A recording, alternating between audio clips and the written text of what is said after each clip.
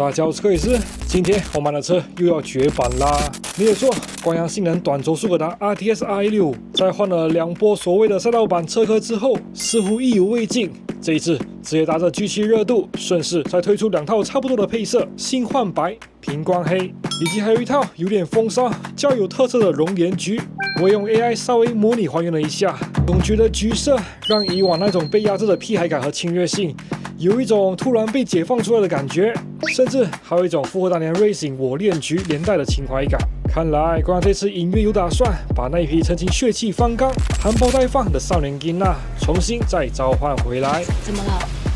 忘記加油了。Nice， 休息一下好不好？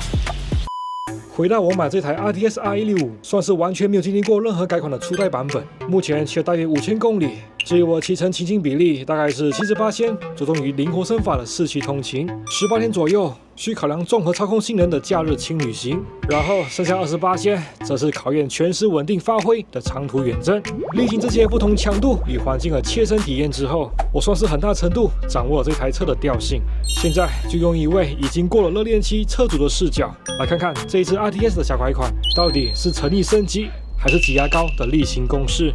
首先來看看如今高階速可達市場電推系統幾乎慢慢變成了標配。據了解，這次改款後的 RTS 電推版本與 G7 同樣是帶來新一代的電推，所以確定是會優化以往 RTS 那種需要油門一拜才會提供電推輔助的特性，而且電推時間從4秒提升到4.5秒，電推反應的時間也縮短至0.17秒，都是不足1秒的差距，在日常騎乘應該也難以感受到其中的差異。但改款後的 RTS 不用油門一拜也能獲得電推輔助，這部分倒是蠻有意思的，因為理論上它會更加接近我日常通勤時的動力情境，例如賽車時連續鑽車縫、起起伏伏的補油節奏，為了安全想要趕快遠離大車時的瞬間補速。OK， 吹啊！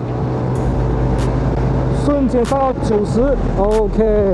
以及綠燈起步等等等，這種比較碎片化的油門操作裡，新款 RTS 應該會比上一代更容易感受到電推的存在。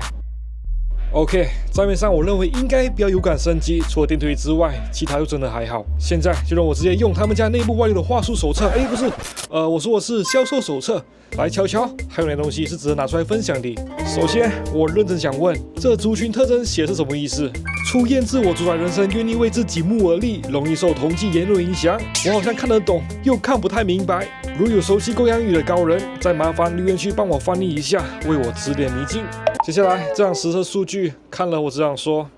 各廠牌在這幾句的市售速可達所猜的那幾毫秒，感覺都是2口飯或少拉2坨屎，加速排行應該就會你來我往，實在沒什麼太大意義。OK， 下一張，文案寫着重車引擎技術導入，賽道級操控性能。RTS 加速性能確實真的沒話說，這些用詞雖然是稍重了一點，但也還沒完全到完全脫離現實的範圍，還行，可接受。稍微超個車試試看。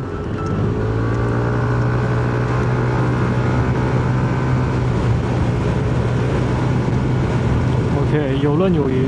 接下來這一張看起來有點厲害，但其實並不是改款才有，我騎得出來 RTS 也是有這方面的強化，酷。然後呢，輕量化還有車體剛性的部分，我是覺得沒有誇大的成分，在市區超駕保它稍微 GP， 基本上我是沒有遇過欠缺操控性的問題。現在來到大燈的部分，我認同它一半。以我自己的經驗來說 ，RTS 大燈的照射範圍我覺得是 OK， 但亮度嘛，我覺得還是差了一點意思。另外，官方也有提到新改款 RTS 的懸吊有做優化，是說我那台初代 RTS 懸吊騎起來確實有點偏硬，不過騎了1-2千公里之後，倒是有變得比較軟 Q 一些。但整體來說，它還是非常運動偏硬的調性。至於新款 RTS 這次優化之後，對於日常市區使用的吸震方面，到底有改善多少？這部分就值得期待。至於這個 Kitty 轉盤的微調，我覺得最有趣。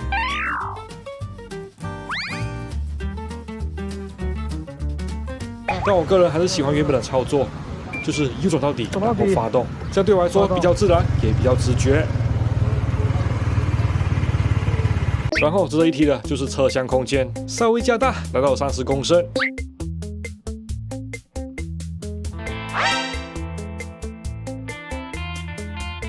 哎呀，这张是跟 Super C 的数据规格比較，其實都差不多。但如果硬要挑最顯眼的，我覺得那會是 RTX 的噴射電腦元件保固多2年安內。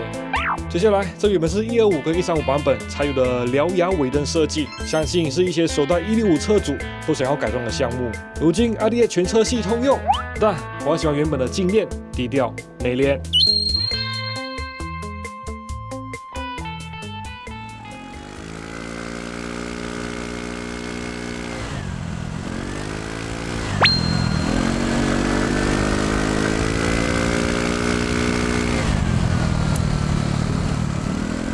RTX i65綜合它原有的特色以及改款差異來看，我認為這次小改款還算是勉強及格，因為只有電推與車廂空間升級理論上比較有感之外，其他的差異似乎都繞不到癢處。但以小改款來說，也算是有一定程度的誠意，畢竟這是芸芸眾車大改款的必經之路。另外，繼續這次改款後的 RTX 售價有稍低，之後售價應該會落在115000，跟我當初入手的113500便宜了3000。但我那時候是有附贈3000元的加油卡，這樣一來一往，售價其實沒什麼差異。對我來說，只是數字遊戲，不太酷，不太酷。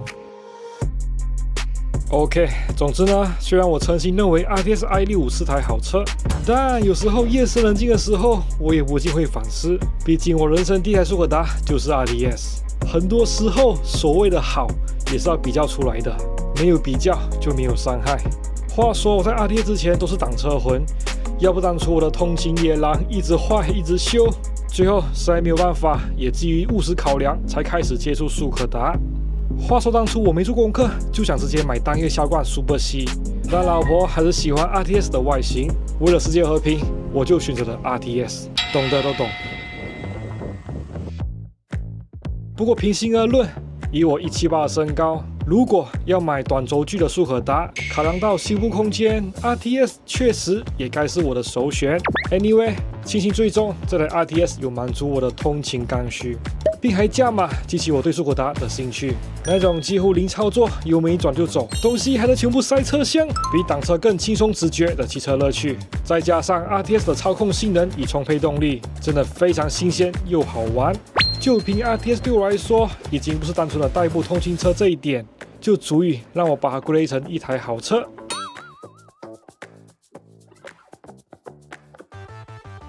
OK， 如果有機會，我會再與大家補充分享 RTX i65 改款後的實際騎乘感受。我是克里斯，今天影片就這樣子啦，拜。